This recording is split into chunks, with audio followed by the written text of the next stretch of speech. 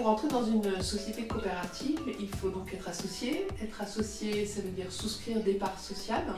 L'apport travail, c'est un outil qui va nous permettre à des coopérateurs qui n'ont pas les moyens financiers ou des apports en nature, c'est-à-dire du terrain, par exemple, eh bien de souscrire ses parts par leur travail et du coup d'intégrer la société coopérative. Donc c'est véritablement un outil d'ouverture à tous, à la coopérative d'habitants. La loi autorise pour les sociétés coopératives d'habitants l'apport travail.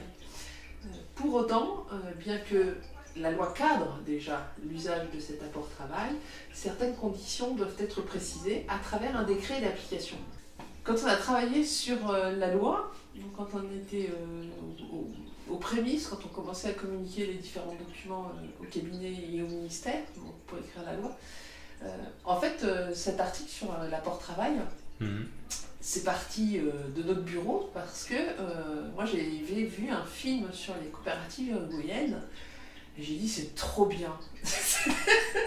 Et donc j'ai commencé par rédiger un truc. Après je l'ai lu avec Audrey, voilà. Puis on s'est dit, alors on a commencé déjà à imaginer un peu le cadre juridique sur en particulier, attention c'est pas du travail au noir, on est bien sûr du travail le week-end, quelles sont les garanties qui sont nécessaires à apporter pour que la société coopérative soit bien face à un travail sécurisé voilà, juridiquement et autres.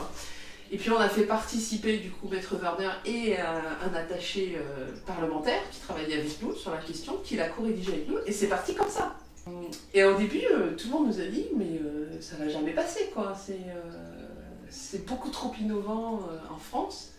Et puis en fait c'est passé, alors c'est pas passé directement, c'est passé grâce à Monsieur Dillin, qui était rapporteur au Sénat. Et lui, il l'a fait passer et personne n'est revenu dessus. Donc l'article de loi, il est passé comme ça. Le décret d'application que nous avons commencé à travailler avec le ministère du Logement a soulevé quelques questions au niveau des garanties en particulier. Donc garanties décennales, sécurité des coopérateurs sur les chantiers. Donc c'est sur ces différents points-là que nous devons poursuivre le travail avec le ministère et en s'appuyant bien sûr d'experts à même de soutenir et être acteur, force de proposition de ce décret d'application.